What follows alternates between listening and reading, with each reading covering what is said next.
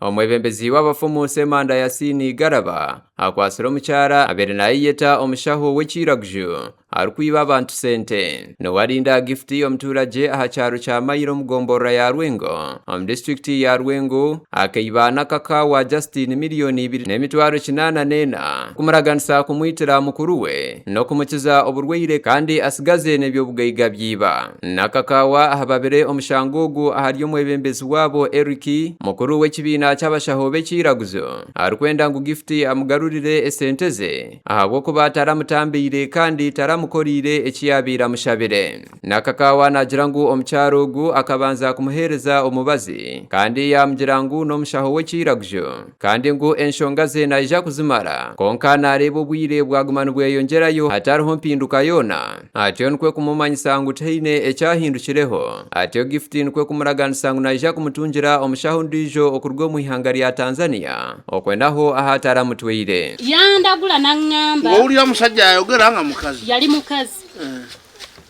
yangamba mukyala ng'olina ebizibu bingi naye otuuse ku luzzi ogenda kunaaba.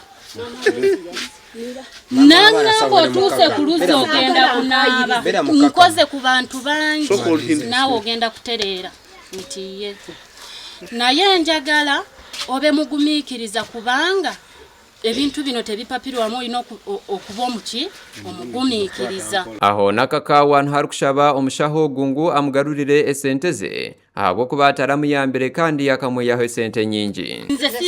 Nze ono omukyala tasookedde kunze kufera nakuno kwennyini kuliko beyafera ne basirika. Nze beyafera ne basirika naye nze saasobodde kusirika.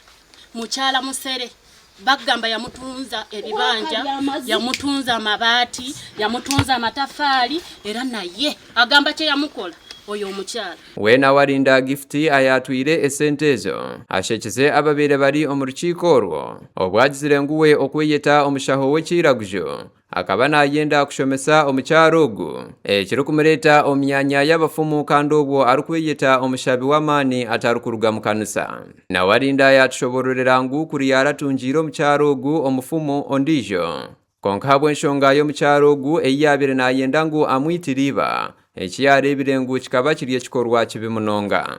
bamuteekeddwa okuba nga babambula nga babakola kibuno ate okebera biki byotagenda osobola ngamba oyinza obikebera tunaba kugira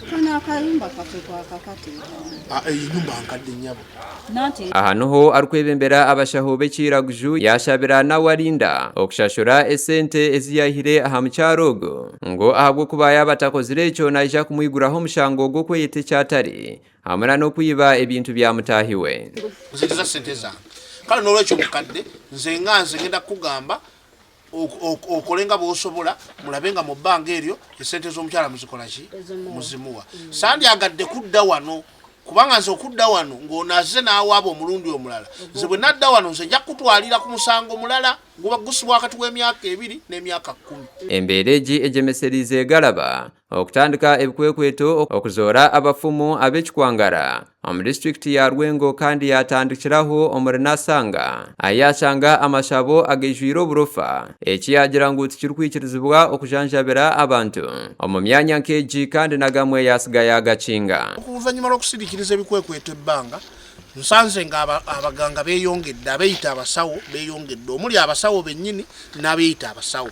Olwaleero omuwendo guweredde ddala kubanga ezimu abamu sinaba kubatuukako naye nga bagambira ddala nti omuwendo guweredde ddala era ngenda kubanga ngufulumya oluvannyuma lw'okuddamu okubayitamu bonna. Bo bamwe abafumu bashemerererwa ebikwekweto ebi bari kugira ngu nibiija kukyendeza ebikorwa nk'ebi omuri Rwengo. Ensangi zino twesanze ng'abantu bangi abatwerimbikamu nga beefuula abasawo ng'omukyala gwe tusanze wano naye ng'ate si musawo.